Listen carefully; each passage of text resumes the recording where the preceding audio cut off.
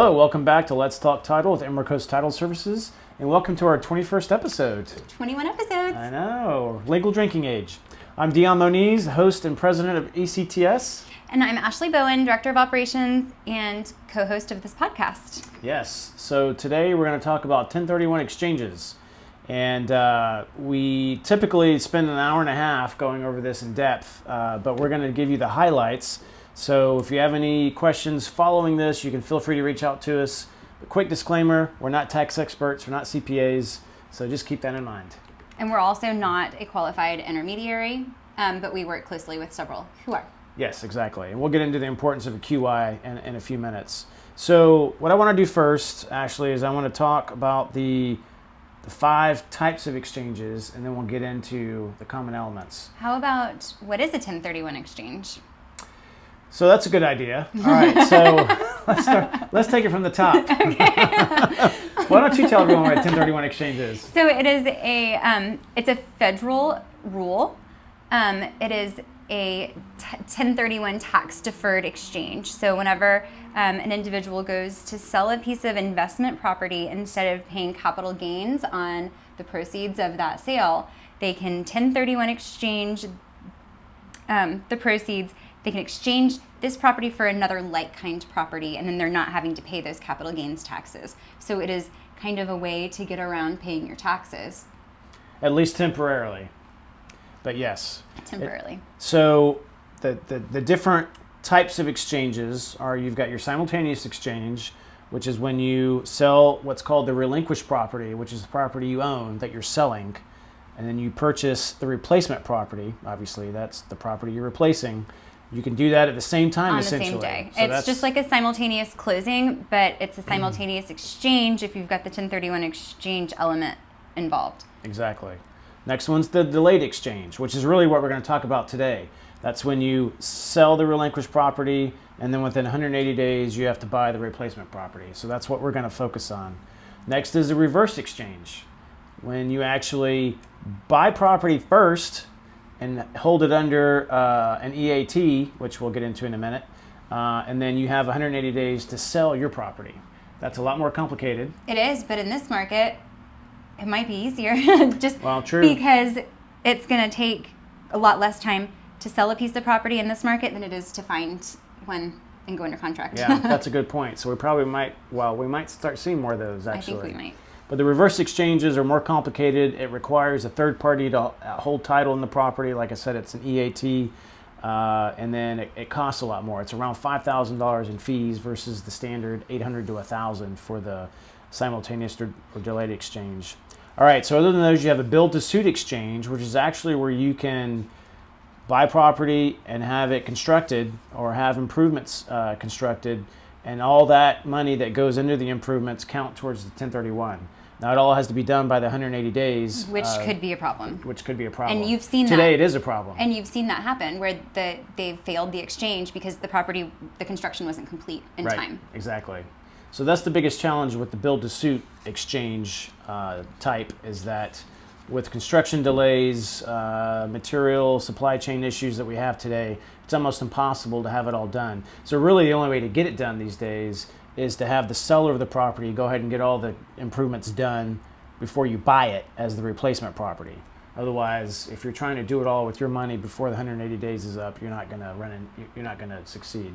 I've had 2 clients now that lost their tax protection because the improvements weren't finished in time. And then the last one is personal property exchange. You can actually have a 1031 for some personal property. It gets a little tricky, and that's probably not one we're going to touch on a whole lot. But keep in mind, if you have something like a hotel or a furnished condo that you're selling. Hospital equipment, farm equipment. Yeah. So that type stuff would qualify. So you can actually have, if you're selling a hotel and buying another hotel, the dirt and the real property would be one type of exchange, and then the personal property, the FF&E within the hotel, would be the personal property portion of the exchange. So anyway, those are all the types of exchanges. Okay. All right, so now let's get into the main criteria for a delayed exchange. And all these criteria apply except for the timing elements that we're going to get into. But again, this is the most popular version. So First factor is it has to be an investment property, and it has to be the same taxpayer. So the taxpayer that's selling the property has to be the same taxpayer that's buying the property. So that means that if you own a piece of property in your LLC, you want to do an exchange, you're going to have to take title in that same LLC. That's right. Or if you own property as husband and wife, the property that you replace it with, you also must take title as husband and wife. You can't take title as whatever LLC that you guys have formed. That's right. It has to be identical across the fence. Now, the one exception to that is if it's a single member LLC. In Florida, a single member LLC, which means I own 100% of the LLC that I just created, so it's Moniz LLC. That's considered an alter ego in Florida. And so you can actually have an individual that is selling the relinquished property. I can have my single member LLC as the owner of the replacement property, and there it is considered identical across the fence because of the alter ego argument under Florida. Okay, good to know. And then it has to be for like kind property is the definition, like what is the definition of like kind property? Does it have to be a condo to a condo or land to land? It just has to be investment property to investment property. Okay. And so that's really the main criteria. That it has to be property that you own for the purpose of investment. And typically that means you're renting it out. You're making income on it, right? You can't buy a property with the hope of capital appreciation. That's not what they consider an investment property unless it's long-term capital appreciation. There's a little wiggle room there. If you're buying vacant land and you're going to sit on that for a while and then flip it into another property, that could qualify. But if you're buying a condo and you're just going to say in 2 years you hope it's worth more, that's not really what they mean by investment. They want you got to be renting it out, making income on it. And there's also a lot of, it's not a second home does not qualify because that is not considered investment. And there are rules that... It might qualify, but go ahead. Well, but there are some rules that qualify it. Even if you were to stay in it, a few days out of the year, it can still be considered investment. What are those rules? So if you, and that's what we'll go over next, is what kind of investment properties do qualify and don't. So it could be, if you have a second home or vacation property, it could actually qualify as investment property so long as you meet both of these criteria. It has to be rented for at least 14 days per calendar year at fair market value, and then you personally can't stay there. It's the greater of 14 days or 10% of the number of days that you've rented it. And so I've got some examples that we can go through that kind of set this out. So if you own the property for 2 years and you rent it out for 20 days, you can stay in it for 13 days, all right? Okay. If you own it for 2 years, you rent it out for 200 days, and you can stay in it for up to 20 days because 10% is the greater. And I should have said it's actually less than 14 days. So it's 13 days or 10%, whichever is greater. Sorry. Now, if you own it for 6 months and you've rented it to your family for 200 days, but at only $10 a day, and you stay in it for 20 days, that's actually not going to qualify because it wasn't rented for fair market value. So that's a big factor. It has to be fair market value. So there are rental companies that if you are going there to maintain the property... This was a good trick we learned. Yes. It won't qualify as a personal stay. So depending on your rental company, if you're actually going there to do work on the property, that's not considered a personal stay and it doesn't count towards the 13 days or 10%. So they will consider it a maintenance day instead of an owner's stay day. So if you have an investment property that maybe one day you might want to do an exchange on, whenever you go to book it for yourself, book it as a maintenance day. Go paint something or hang a new picture and keep documentation of that, because obviously if you get audited, then the best thing to have to defeat the audit is documentation. Always. So save all your receipts, maybe take pictures of what you've done so you can show it was an actual maintenance day. Mm-hmm. All right. So investment property that doesn't qualify is a fix and flip, and that is based on the prior example. If you're buying it for price appreciation just to turn around and sell it, which is typically a fix and flip, that doesn't qualify. And then also spec houses don't qualify. So if you build like a spec house and then sell it and then you want to put your money in to build another spec house, that's not considered this type of investment. It won't work. Right. Yeah. So primarily just know that you need to be renting it for some period of time. Now, you can actually have a situation where you can convert your personal residence into an investment property. And there's no set rule. We recommend you do it for at least a year. 2 years is kind of the bright line test. Anything for 2 years or more, and the IRS is automatically going to accept it. But you have to claim all the rental income on your tax returns. Correct. Because that is what they're going to want to see to prove that you had an investment property. And your mailing address on the top of your tax returns needs to no longer be that property address. That's right. Yep. And that's really the main proof to show that you've converted it from your residence to your investment property. And for the duration that you have it rented out, you cannot be living there, like you just said. Mm-hmm. So you can still stay there up to the 13 days or 10%, but otherwise, no. It needs to be rented and you need to be making income off of it. Yeah, exactly. So that's why you want to do it for at least a year, because you want that tax return to show that it's now an investment property and you're claiming rental income on it. All right. So next is the timeline.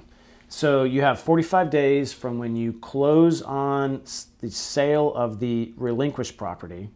You have to identify, typically it's 3 properties. You have 45 days to identify up to 3 properties. You can actually go greater than 3 properties, but then you get into, so if it's 4 properties, the total aggregate value of the properties you identified have to be at least 200% of the property that you're selling, the value. And then if you go outside of 4 properties, then there's a rule that you have to use 95% of the proceeds towards the replacement property, or you totally lose all of the protection, not just 5% of the protection. So there's that 95% rule. Most people just do the 3 property identification. Like you said earlier, actually, this is really hard in this market because everything's in multiple offer situations. And so as soon as a property comes up, you might have it identified as one of your 3 properties. Then you don't win. And you don't win on the bid or the offer. Then that was one of your 3 properties. Yeah. So you have the whole 45 days. You can put as many replacement lists as you want. The last one that you use to name the replacement properties is the one that counts. At the end of the 45 days, you're locked in. And if you don't close on any of those 3 properties, then you've lost. You've lost. Bright line rule, period.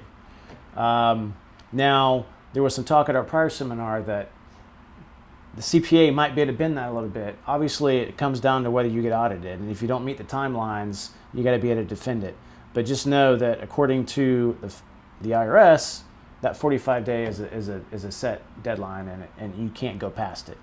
But again, I defer to your CPAs. Some CPAs might get more creative.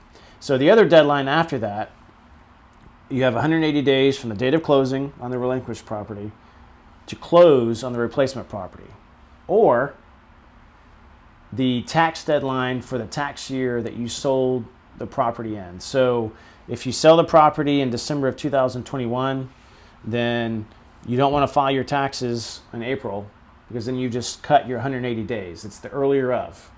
So you're allowed to extend. They say it's the extended tax deadline. So if you extend to October, then obviously it's the earlier of 180 days, which would be, May or June. Or that October 15th deadline. So just be aware of that. That's actually one of the criteria. It's not a flat 180 days. When you file taxes, it does matter. So it's the tax year from which you sold the relinquished property. Okay, good to know. All right. So next up is the hold time. As I said before, if you hold the property for 2 years, IRS won't even second guess it. Anything below that, and it starts getting a little gray, and it all depends on the amount of documentation you have. So 1 year is still doable. We've had some that were only 6 months where they bought the property, they rented it out the entire 6 months, and they wanted to 1031 it, and the CPA felt comfortable enough for them to go ahead and do that.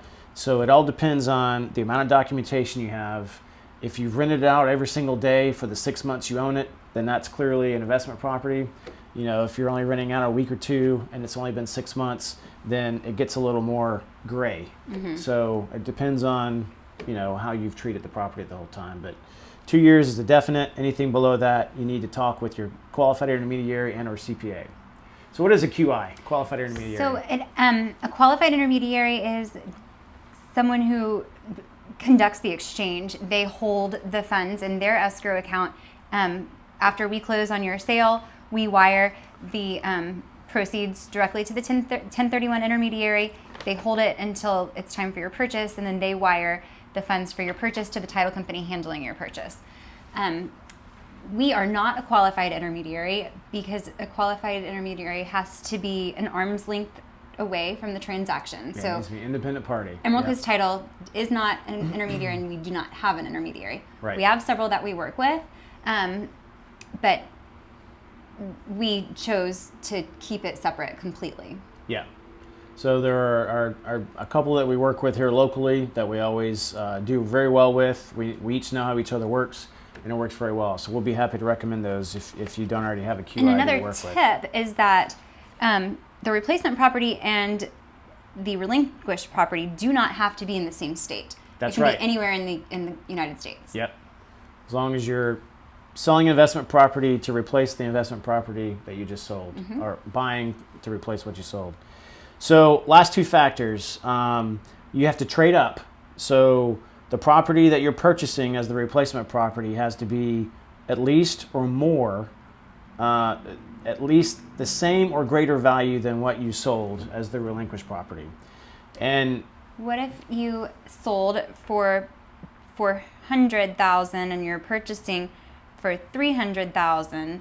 Can you just take the exchange benefits of the exchange on the 300, and then the 100 is what you pay your capital gains on? yeah, great question. So that 100,000 is actually called boot, which means extra money that isn't protected. I don't know where the boot came from, but I like saying it, boot.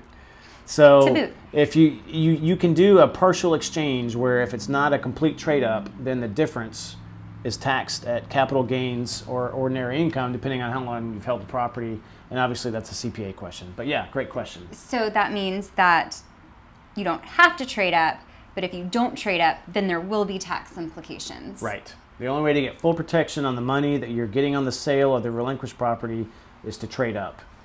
And something that we won't touch on in depth, but it has to be a trade up both on equity and debt between the relinquished property and the replacement property.